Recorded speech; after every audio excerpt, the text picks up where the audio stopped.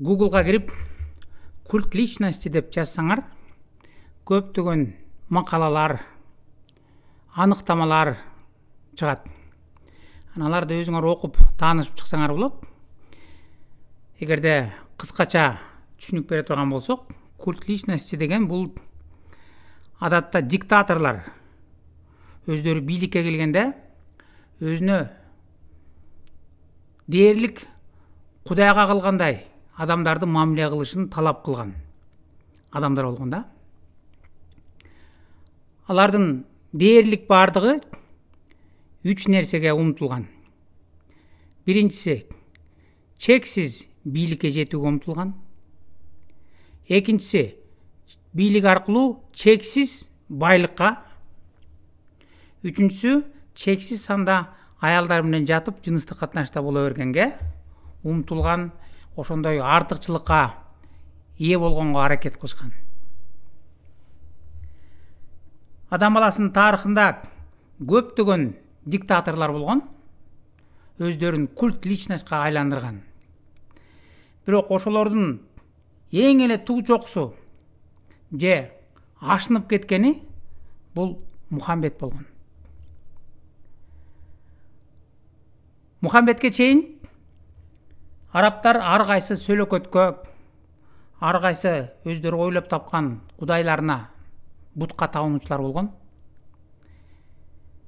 Алардын үстүнө кошуп, Мухаммед Аллах деген кудайды ойлоп таап, өзүн анын элчиси деп жарыялап, анан элдерди ошого үндөп, жөн эле үндөбөстөн аларды күч менен мажбурлап, ислам деген динге баш ийдире баштаган. Мухаммедке чейин арабтар ар кайсы кудайга жөн эле өздөрүнчө ишенип, бирок эч кандай мажбурлоо жок болсо, Мухаммедтин айырмачылыгы ошол болгон, ал башкаларды бүт мажбурлаган. Аллах деген кудай бар, анан мен анын элчисимин, мени элчи кылып дайындады. Анан элдин баарысы тең, Аллахтан башка кудай жок, Мухаммед анын элчиси деп кабыл алмайынча ислам динин, мен аларды өлтүргөнү жиберилдим. Аллахтан ушундай буйрук алдым деп, анан күч менен башка арабтарды, Мухаммедтен кийин арабтарда эле эмес, башка улуттарды күч менен исламга киргизе баштаган. Ал жөнүндө биз бул хадистен окуйбуз. Сөзүбүз кур болбош үчүн, кээ бир адамдар муну жөнөкөй эле өзүнүн оюн айтып атат дебеш үчүн, интернетке кирип sunna.com деп жазсаңар, мусулмандардын өздөрүнүн сайты чыгат. Мына. Оң жагында арабчасы, сол жагында англисче котормосу. Бул мусулмандардын өздөрүнүн сайты, өздөрүнүн котормосу. Ошого кирип I have been ordered to fight the people деп жазсаңар, көптөгөн хадистер чыгат. Муну англисчеден кыргызчага которсок, бул жерде Мухаммед айтып атат.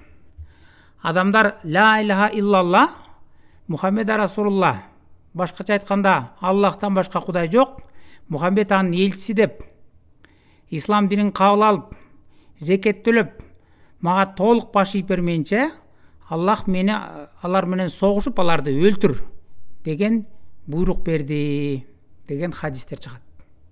Бул бир эле хадис эмес, көптөгөн хадистер. Мына I have been ordered to fight деп англисче жазсаңар, көптөгөн хадистер чыгат. Мына бул дагы I have been ordered to fight people. Баарысы тең ушул Мухаммедтин Аллахтан ушундай буйрук алгандыгы имиш да.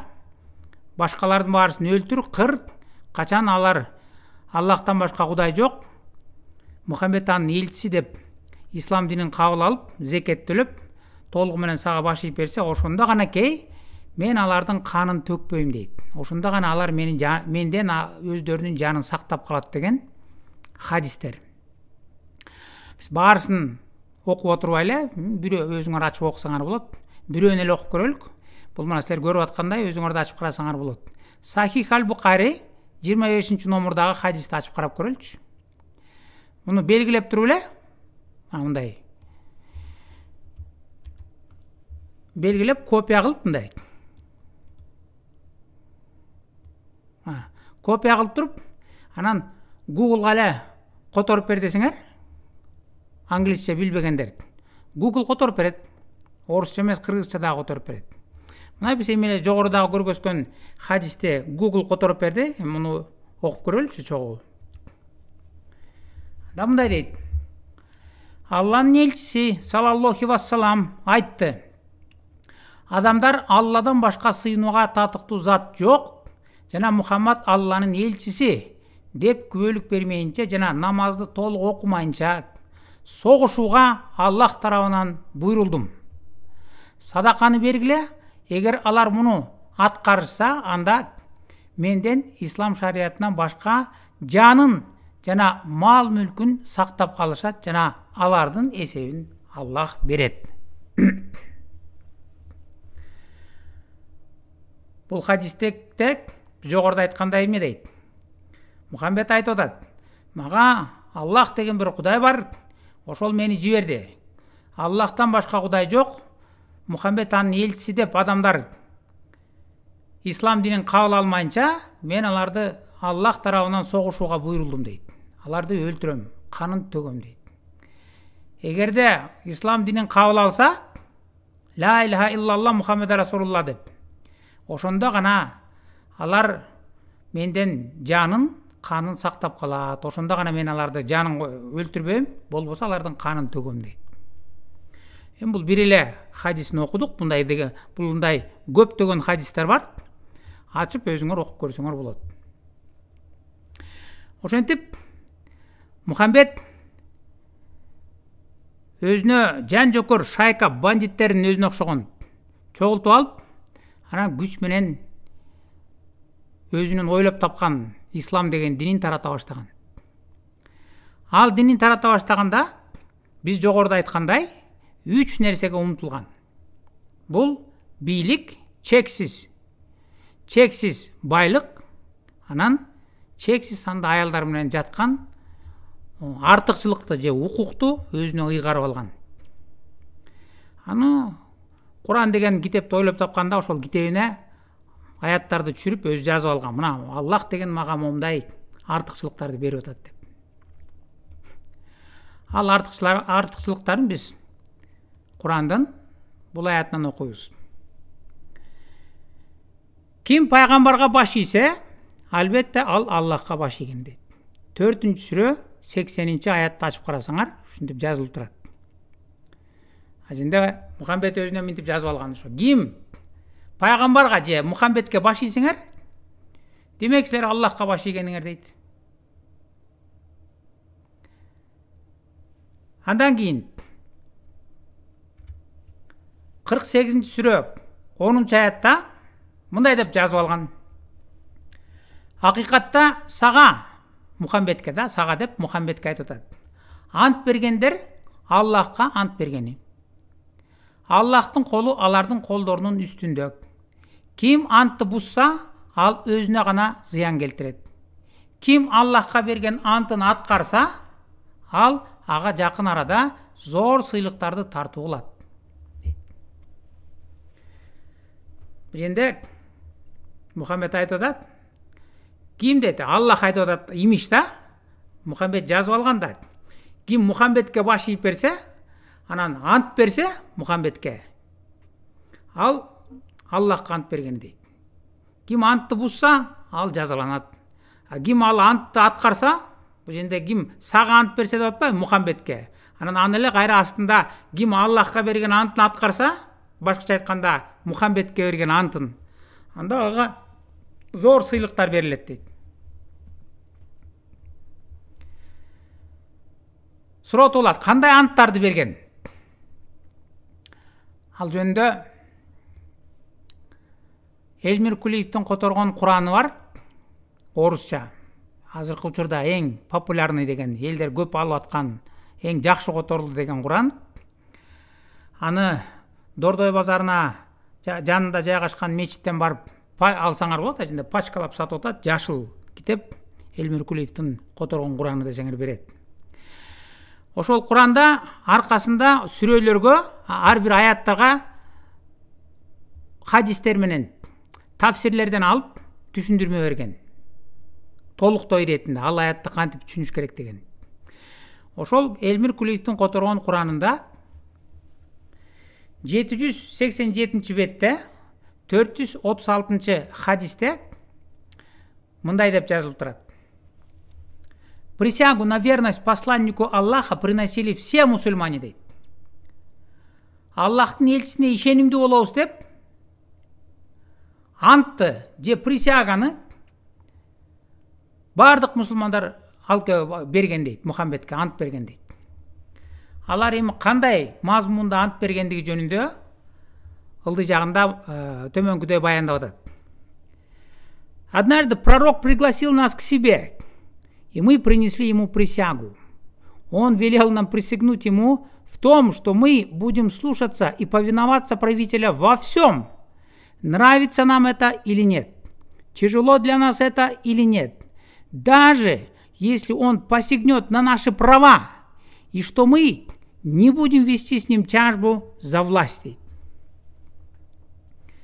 Күндөрдүн биринде пайгамбар же Мухаммед мусулмандарды чакырып алып туруп, баарыңар ант бергиле деп талап кылыптыр. Ал кандай ант десе, мындай дейт. Ал айтты дейт.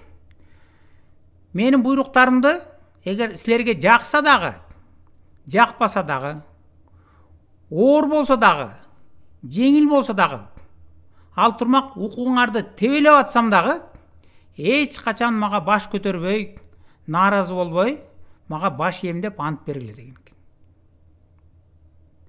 Ошондой эле, и что мы не будем вести с ним тяжбу за власть дейт. Башкача айтканда, кыргызча которсок, биз эч качан Мухаммедтен бийлик талашпайбыз, бийлигине коркунуч алып жаратпайбыз деп баарыбыздан ант алган дейт. Суротулат. Эгерде азыр мусулманбыз деп жүргөндөр Мухаммедтин тушунда жашасаңар, же Мухаммед пайгамбарыңар азыр силердин тушуңарда жашаса, баарыңарды чогултуп алып туруп ушундай ант алса, силер баарыңар ант бергиле, менин буйруктарым силерге жеңил болсо дагы, оор болсо дагы, жакса дагы, жакпаса дагы, ал турмак укугуңарды тебелеп атсам дагы, эч качан мага баш көтөрбөй, менин бийлигиме коркунуч жаратпай, менден бийлик талашпай, баш ийем деп ант бергиле.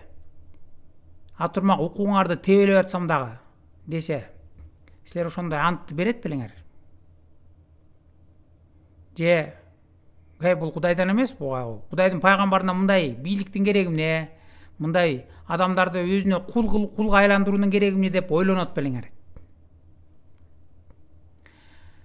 Мухаммед ошентип кылыч менен, кан төгүү менен мына Аллах деген бир ойлоп тапкан Кудайын жамынып алып, исламды таратып, ислам жайылган жерге өзүнүн бийлигин орнотуп, анан баарынан ушундай ант алган. Мага кыңк дебей баш ийесиңер, бийлигиме эч качан коркунуч жаратпайсыңар, менден бийлик талашпайын деп ант бергиле деп. Ал эми кимде ким акыл эсине келип, ой бул Кудайдан эмес деп Мухаммедке каршы чыга турган болсо, анда башка бир аятты түшүрүп алган. Ал 5-сүрө 33-аят. Анда мындай дейт. Чындыгында Аллахка жана анын элчисине каршы согушкандардын, жер жүзүндө бузукулук иштерди жасап жүргөндөрдүн жазасы, алар өлтүрүлөт, асылат, же колу буттары кайчылаш кесилет, же мекенинен куулуп чыгарылат. Бул алардын бул дүйнөдөгү жазасы, ал эми акыретте улуу азап бар. Бул аятка ылайык, эгерде кимде ким Мухаммедке баш ийбей, Мухаммедке каршы чыга турган болсо, же ага акарат сөз айта турган болсо, сын пикир айта турган болсо, аларды Аллах тарабынан эмне деген аят түшүптүр? Алар өлтүрүлөт дейт, асылат, же колу буттары кайчылаш кесилет, же жок эле дегенде мекенинен куулуп чыгарылат. Ошентип Мухаммед кылыч менен таратып ислам деген ойлоп тапкан динин. Анан өзүнүн бийлигин бекем орнотуп, мына мага Аллах ушундай артыкчылыктарды берип атат. Ким Мухаммедке баш ийсе, ал Аллахка баш ийгени. Ким Мухаммедке ант берсе, ал Аллахка ант бергени. А берген анттары болсо, ушул укугуңду тебелеп атсам дагы эч качан баш көтөрбөй мага баш ийесиң деп. А эгерде ким каршы чыга турган болсо, алардын баарысын өлтүрүп салгыла деген. Кол буттарын кескиле кайчылаш, асып салгыла, мекенинен кубалагыла деп өзүнүн бийлигин орноткон. Экинчи, Мухаммед өзүнүн бийлиги аркылуу чексиз байлык топтогонго аракет кылып, ошону ишке ашырган. Аны дагы Аллах деген Кудайына жамынып, анан Куранга аят жазып алган. Мухаммед байлык топтогонго ушундай артыкчылык берилген деген.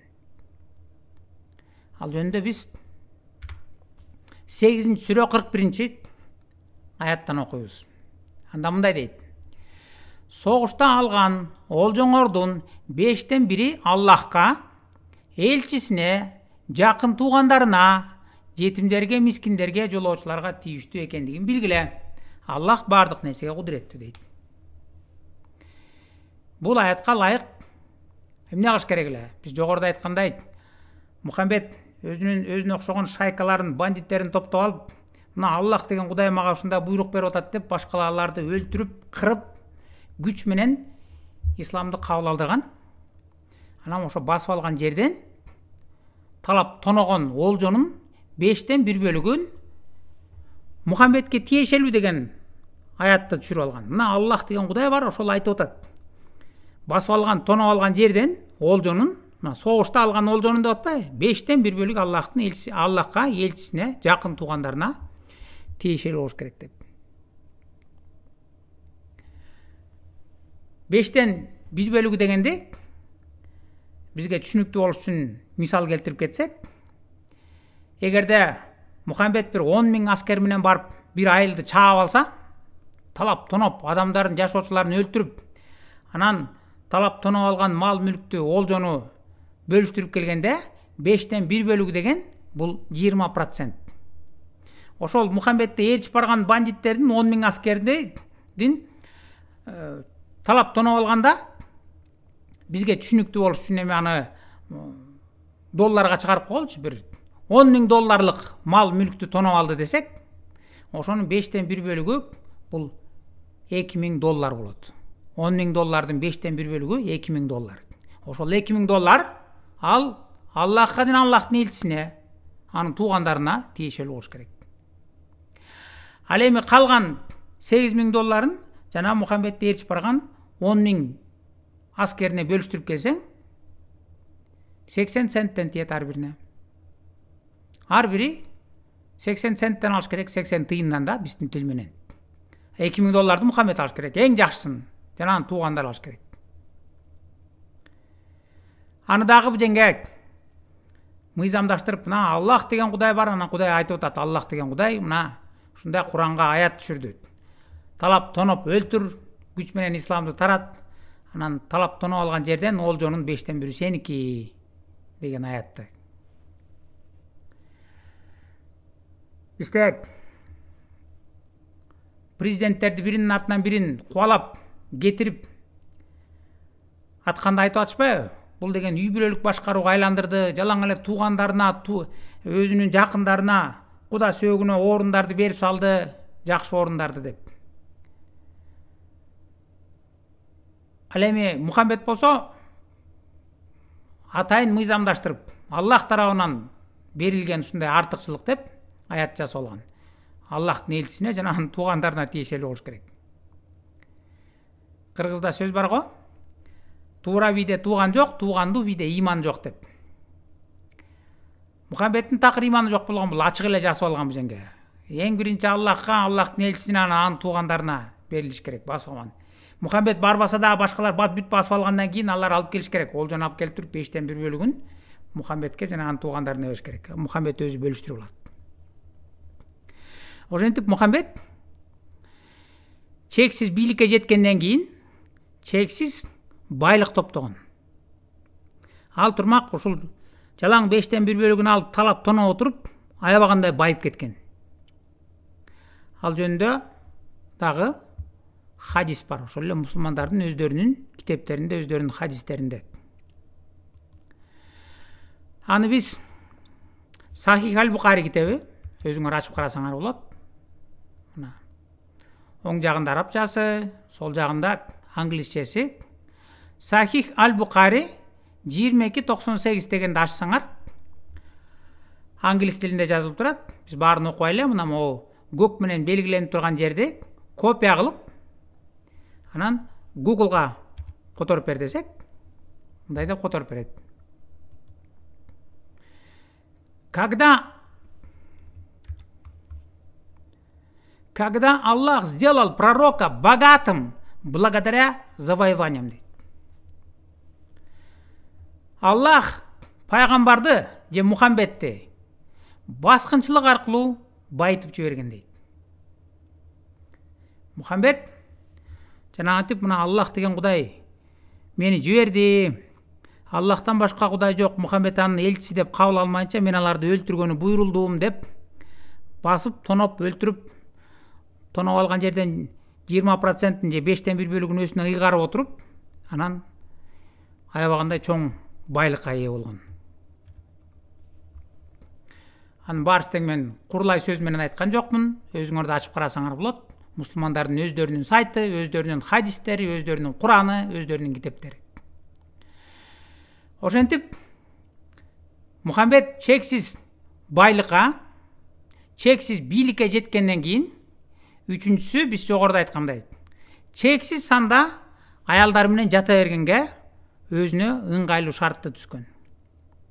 Аны дагы Аллахты жаманган, дагы Куранга аят жазып алган адатынча. Бул Курандын 33-сүрөсү 50 аятында мындай деген: Аллах артыкчылык берген имиш Мухаммедке. Эй пайгамбар, чындыгында калыңдарын төлөгөн жубайларыңды Аллах саган насип кылып, өз ээлигиңдеги күңдөрдү, сени менен бирге көчүп келген атаң менен бир тууган эркектердин, атаң менен бир тууган аялдардын, таекелериңдин жана таежелериңдин кыздарынын никесин адал кылдык. Жана дагы эгер бир момун аял өзүн пайгамбарга арнаган болсо, пайгамбар да аны өз никесине алгысы келсе, аны башка момундарга караганда сага гана адал кылдык. Момундарга алардын жубайлары, кол астындагылары, күңдөрү тууралуу эмнени парз кылганыбызды билдиргенбиз. Сага кысым болбос үчүн ушинтик. Аллах кечиримдүү, мээримдүү, дейт. Бул аятка ылайык Аллах Мухаммедке ушундай артыкчылыкты берген имиш. Мухаммед өзүнүн атасы тарабындагы бир туугандары, атасынын агасы, инисинин кыздарынын менен жатса болот экен. Андан тышкары энесинин тарабындагы таежелерин, таекелеринин кыздары менен жатса болот экен, жыныстык катнашта болуп. Андан тышкары дагы кайсы бир момун аял, дейт, өзүн пайгамбарга бергиси келсе, жатып, алар менен да жатып, жыныстык катнашта болсо болот экен. Жана муну башка мусулмандарга караганда аларга берилбейт. Мухаммедке канакей адал кылыныптыр. Мухаммед канакей ушундай жатса болот. Башкаларга болбойт, күнөө, а Мухаммедке күнөө эмес. Муну эмнеге кылдык, дейт? Сага кысым болбос үчүн ушинтик, дейт. Мухаммедке эч кандай кысым, сын пикир, сотто же ушундай кантип болсун деген эч качан болбош керек. Мухаммедке баардык ушундай артыкчылыктар берилген. Кээ бир айтышы мүмкүн, өзгөчө мусулмандар, бул жерде никеңи алсаң болот деп атпайбы деп. Мен буга чейинки видеолорумда дагы ачып карасаңар болот, менин каналыма кирип, Исламдын чыныгы жүзү деген. Мен көргөзүп берген мусулмандардын өздөрүнүн китептеринен. Исламда нике деген сөз бул үйлөнүү дегенди билдирбейт. Никах деген сөзмө-сөз алганда жыныстык катнаш же секс дегенди билдирет. Ошентип Мухаммед каалаган аял менен, каалаган санда, чексиз санда көзү кай бир аялга түшүп калса, жата берсе болот деген аятты түшүрүп алган. Буга толуктоо иретинде кээ бириңер дагы айтпаш үчүн муну сен өзүңдүн оюңду айтып атасың, бул туура эмес түшүндүрмө деп. Биз мусулмандардын өздөрүнүн болгондо дагы Саудовский Аравиянын сайтына кирип туруп, расмий сайтына кирип, анан карап көрөлүчү, ушул 33-сүрө 50-аятка эмне деген түшүндүрмө берип атат. Бул аятты кандай түшүнүш керек деп карап көрөлүчү деген суроого жооп издеп.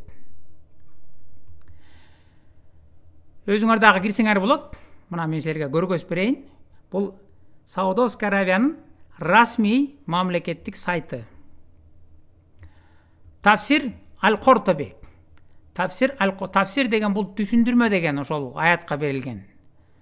Тафсир Аль-Кортоби деген бул мусулмандардын эң авторитетный тафсирлеринин бири болуп эсептелинет. Мына өзүңөр ачып карасаңар болот.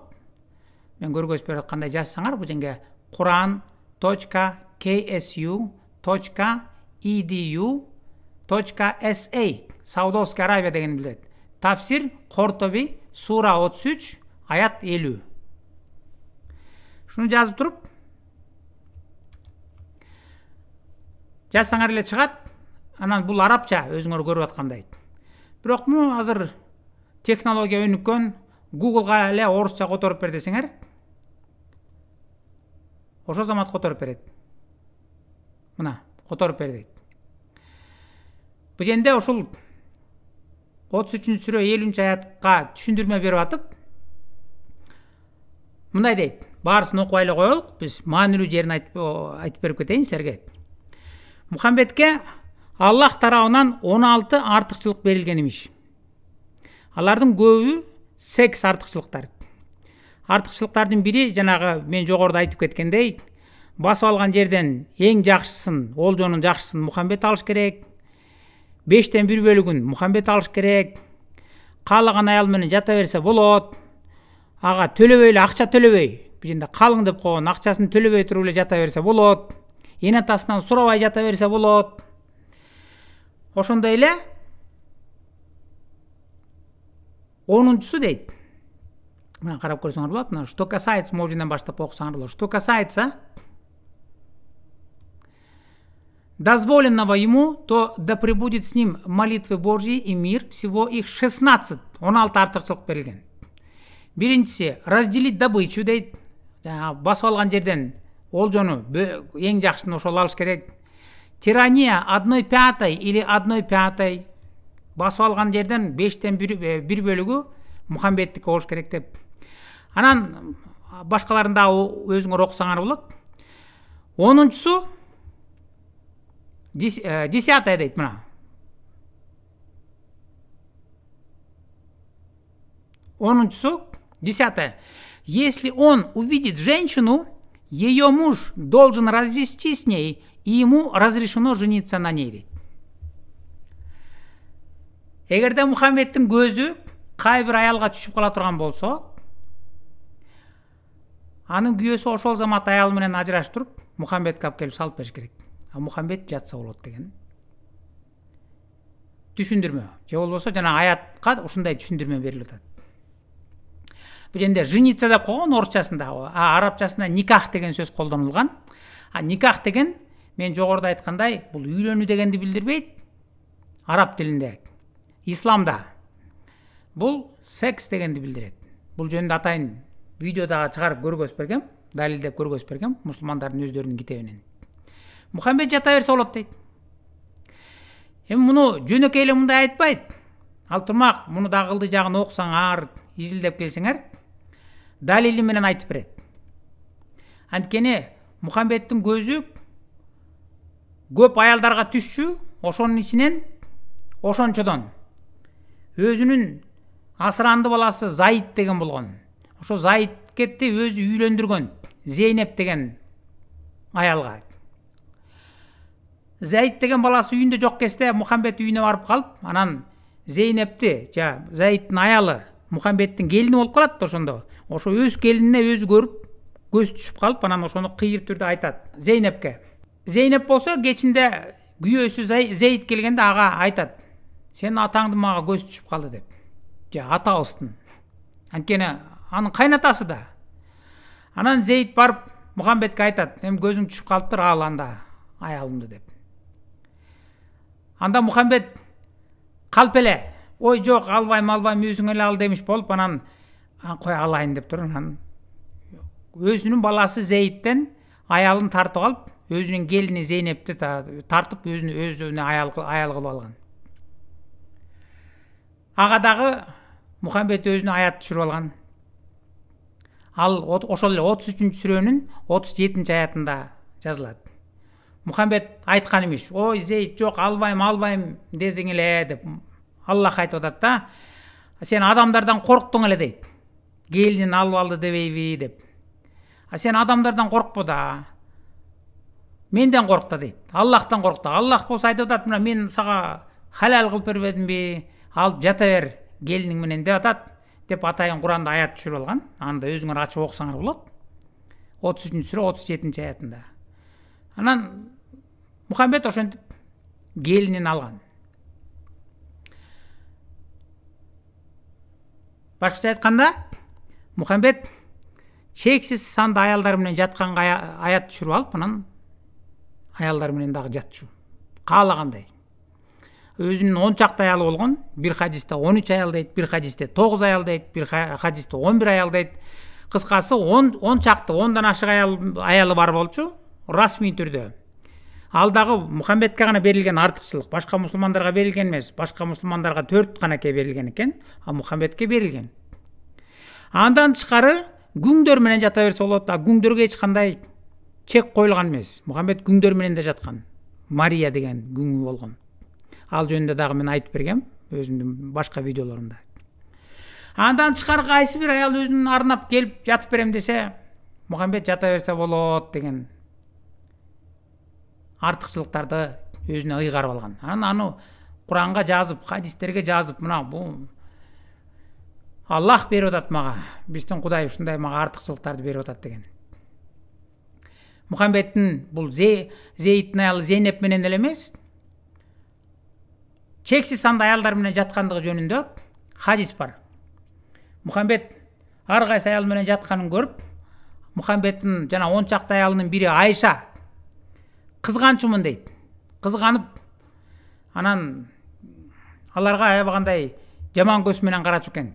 Айша эмне себептен ушинтип, ошо аял кантип өзүн эркекке берсин, келип эле жөн эле жатып бере деп. Анан дегенде ушундай аят түшкөн имиш. Дагы 33 сүрө 51 аят. Анда Мухаммед каалаган аял менен жата бер, каалаң менен жатпай койсоң да өзүң билесиң деген аят түшкөн дейт. Ал жөнүндө биз бул хадистен окуйбуз.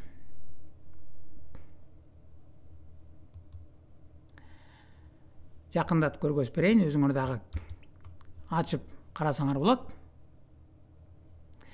Бул Сахих Аль-Бухари 4788 деген номурдагы хадис. Аженде мына бул жерде англисче жазылган, оң жагында арабчасы. Аженде мен жана жогоруда айтылгандай Айша айтып атат. Мухаммед ар кайсы аял менен жатып, ар кайсы аял Мухаммедке келип жатып берип аткандыгын көрүп кызганчумун деген хадис да. Муну биз дагы өзүңөр деле арабча же англисче билбегендер муну белгилеп туруп эле копия кылып, анан Google'га которуп бер десеңер, мына которуп берди. Ана жерде мындай дейт. Раньше я смотрела свысока на тех женщин, которые отдались пророку, посланнику Аллаха, и говорил: может ли женщина отдаться мужчине? Но когда Аллах не спаслал, ты, о Мухаммед, можешь отложить, кого пожелаешь из них, твоих жен, и ты можешь принять любую из них, кого пожелаешь, и нет на тебе вины, если ты пригласишь одну, чью очередь вы отложили временно. Я сказала пророку: я чувствую, что твой Господь спешит в исполнении твоих желаний. Кыргызча которсок мындай дейт. Аялдар келип өзүн Мухаммедке берчү дейт, жатып берчү дейт. Мен ошолорду көргөндө аларга өйдөдөн ылдый карачумун дейт, кызганчумун дейт. Ушинтип анан айтчумун дейт. Ошо аял киши келип эле кантип эркекке жатып бере берсин дечимин дейт. Анан күндөрдүн биринде аят түштү дейт. 33 сүрө 51 аят. Анда Аллах айтып атат. Каалаган аялың менен жатсаң болот, каалаганын жатпай койсоң болот, кезегин сактасаң да болот, сактабай койсоң да болот деген аят түшкөндө анан мен айттым дейт. Айша айтып атат. Мен байкасам сенин Кудайың же Аллах сенин каалоолоруңду аткарганга шашып турат экен дейт. Мухаммед Аллахтын каалоосун аткарганга шашпайт. Тескерисинче, Аллах Мухаммедтин бардык каалоолорун аткарганга шашып турганын Айша байкап, анан ушинтип айтып атат. Анткени Мухаммед чыныгы культ личность же жалган пайгамбар катары өзүнө бардык артыкчылыктарды өзү каалагандай аяттарды өзүнө ылайыктап анан көтөрүп жүргөндүгүн Айша аялы байкап анан айтып атат да, бул жерде. Я чувствую дейт мына. Что твой Господь спешит в исполнение твоих желаний. Аллах сенин каалоолоруңду аткарганга шашып турат экен дейт. Мухаммед эгерде бийлик топтогусу келип башкаларды басып алам десе дагы Аллахты жаманат, Аллах ошондой буйрук берет. Аллахтан башка Кудай жок. Мухаммед анын элчиси деп кабыл алмайынча баарысын өлтүрүп, канын төгө бер, талап тоноп ала бер дейт. Мухаммед байлык топтогусу келсе дагы аят түшүрөт. Талап тоноп басып алган жерден олжонун 5тен 1 бөлүгү сеники деген аятты түшүрүп коет. Аллах шашып турат да Мухаммедтин каалоосун аткарганга. Мухаммед байып кеткенден кийин каалаган аял менен жаткысы келсе, ага дагы Аллах шашат. Мухаммедтин пенисин жыргатканга. Мындагы аят түшүрүп берет. 33 сүрө 50-51 аяттарын. Атаң тараптагы туугандарыңдын кыздарын ала бер, энең тараптагы туугандарынын кыздарын ала бер. Андан тышкары кайсы бир аял өзүн алып келип сага бергиси келсе, жатып бергиси келсе, алар менен да жата бер. Каалаганың менен эч ким сага наразы болбосун, аялдарың да наразы болбосун деген аятты түшүрүп алганын аны аялы Айша байкап, анан айтып атат. Мен байкасам сенин Аллахың сенин каалооңду аткарганга шашып турат экен, чуркап. Бийлик топтогуң келсе, бийликке ылайыктуу аяттарды берет экен. Байлык топтогуң келсе, байлыкка топтогонго ылайыктуу таштырып аят түшүрүп берет экен. Каалаган аял менен жаткың келсе, чексиз санда ага дагы ылайыктуу аяттарды түшүрүп берет экен деп аялы Айша айтып атат. Ошентип биз бул видеонун башында айткандай, адам баласынын тарыхында көптөгөн культ личностьтер болгон. Алардын дээрлик бардыгы ушул 3 нерсеге умтулган. Чексиз бийлик, чексиз байлык, чексиз санда аялдар менен жатып жыныстык катнашта болгон, артыкчылыкка ээ болууга умтулган. Ошолордун эң эле туу чокусуна жеткен, ашынып кеткени бул Мухаммед болгон. Аллах деген Кудайды ойлоп таап, Аллахка жамынып алып, башка элдерди басып, талап тоноп, өлтүрүп, кан төгүп, ошол аркылуу өзүнө байлык топтоп, анан каалаган аял менен жаткан, артыкчылыкка ээ болгон да Мухаммед. Ал эле эмес, бул культ личности деген өзүн дээрлик Кудайга теңеп, өзүн Кудайдын ордуна койгон да. Анткени бул жерде бардыгында айтат да, ким Мухаммедке баш ийсе, ал Аллахка баш ийгени, Аллахка теңейт. Ким Мухаммедке ант берсе, ал Аллахка ант бергени. Ким бузса, анда Аллах аны жазалайт, ал антты бузса деп. Анан каалаган аял менен жата берсең, анда болот. Муну дагы Аллахка жамынган. Ал турмак өзүн Кудай сыяктуу койгон. Мен буга чейинки видеолордо айтып бергем. Мухаммед тазикке башын жууса, илгери башын жууп турат. Анан ошо жууган агынды, кир сууну башкалар ичсе, алар үчүн ушундай чоң бата катары көргөзүп берген хадистери бар. Мухаммед тазикке баш жууса, ошол башын жууган кир суун алып иччү мусулмандар. Анткени бул Аллахтын элчиси, муну ичсең бейишке чыгасың деп. Мухаммед какырып түкүрсө, анын түкүрүгүн жерге тийгизбей алаканын тосо коюп, анын какырыгын бет башына шыбаган мусулмандар ошону үлгү кылып көргөзгөн. Мына Аллахтын элчиси ушундай кадыр баракка ээ, ушундай кылыш керек деп. Мухаммед отуруп алып даарат алса, даарат алганда билесиңер каягын жуйт. Мухаммед көчүгүн жууган агынды сууну Мухаммед шымын көтөрүп өйдө тургучакта болбой чуркап келип, мусулмандар ошол агынды сууну бет башына шыбап, ошондой менен Мухаммедке чоң урмат сый көрсөтчү экен. Бул ыйык адам. Мунун агынды суусун, көчүгүн жууган агынды сууну бет башыңа шыбасаң, бул бата деп. Мухаммед ал турмак идишке сийип туруп берсе, ошол Мухаммеддин сийдигин мусулмандар иччү. Мухаммеддин сийдигин ичсең бейишке чыгасың деп. Ал жөнүндө мен өзүмдүн видеолорумдун биринде көргөзүп берген. Мына могу Исламдын чыныгы жүзү деген каналга кирсеңер, мына могул видеону ачсаңар, мусулмандар Мухаммеддин сийдигин тамшанып ичишет десең, ошондор чыгат. Мусулмандардын өздөрүнүн китептери, азыркыга чейин өздөрүнүн хадистери, өздөрүнүн тафсирлери. Ага ылайык мындай дейт: Мухаммеддин сийдигин ким ичсе, ошол бейишке чыгат имиш. Мухаммеддин учурунда сийдигин ичип калгандар кандай бактылуу деген хадистерин, өздөрүнүн китептерин интернеттен ачып окусаңар болот. Ал эле эмес, Мухаммед көз түшүп калса, анын күйөөсү ошол замат ажыраштырып аялын алып келип бериш керек, жатам дейт. Эми суроо туулат. Силер эгерде Мухаммеддин тушунда жашасаңар, же Мухаммед пайгамбарыңар силердин тушуңарда жашаса, силер дагы ушуну кылат белеңер? Мухаммед какырып түкүрсө, алаканыңар тосо коюп, бетиңерге шыбап, отуруп алып даарат алса, көчүгүн жууган агынды суусун алып, аны да бетиңерге шыбап, ал эмес идишке сийип берсе, сийдигин ичип Мухаммеддин. Ал турмак катыныңа көзүм түшүп калды, алып келип бер десе, алып келип салып берет белеңер? Заиддей болуп. Заид деген ал китепти окусаңар, жана Кулиевдин которгон Куранында окусаңар, артында хадисинде да түшүндүрмөлөр менен айтып берген да. Мухаммеддин көзү түшүп калганда Зейдтин өзүн жиберет. Тур барып аялыңды алып кел десе, намысы жок Зейд барып өзүнүн аялын жетелеп келет. Мухаммедке атасын алып келип, жүрү, атабызга барып жатып бер деп алып келип Мухаммеддин колуна салып берген. Өзүнүн аялын, ар намысы жок. Силер дагы ошентип салып берет белеңер? Эгерде пайгамбарыңар катыныңа көзүм түшүп калды, алып келип бер, мен жатам десе, же акылыңарга келбесеңер дагы жок дегенде намысыңарга келип, ей, бул Кудайдан эмес, бул пайгамбар эмес, бул жалган пайгамбар турбайбы? Аллах Кудай эмес, Кудай болсо ушинтип айтмак беле, ушундай артыкчылыкты бермек беле деп ойгонуп бир акылыңарга келет белеңер. Же жүрө берет белеңер ушинтип. Элхамдулилла, мусулманмын, Аллахтан башка Кудай жок, Мухаммед анын элчиси деп жүрө берет белеңер.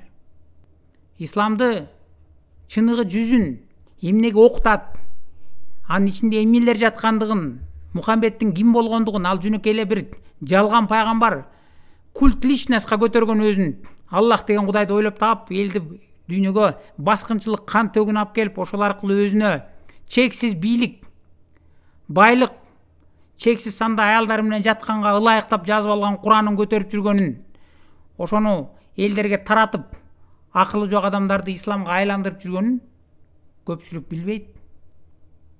Муну Кудайдан деп жүрүшөт. Эгерде адамдардын көбү чындыкты билсин, исламдын чыныгы жүзүн билсин, чыныгы Кудайды таап, чыныгы Кудайды издесин деген ойго тилектеш болсоңуздар, анда бул видеого лайк басып, каналга катталып, башкалар менен бөлүшкөндү унутпаңыздар.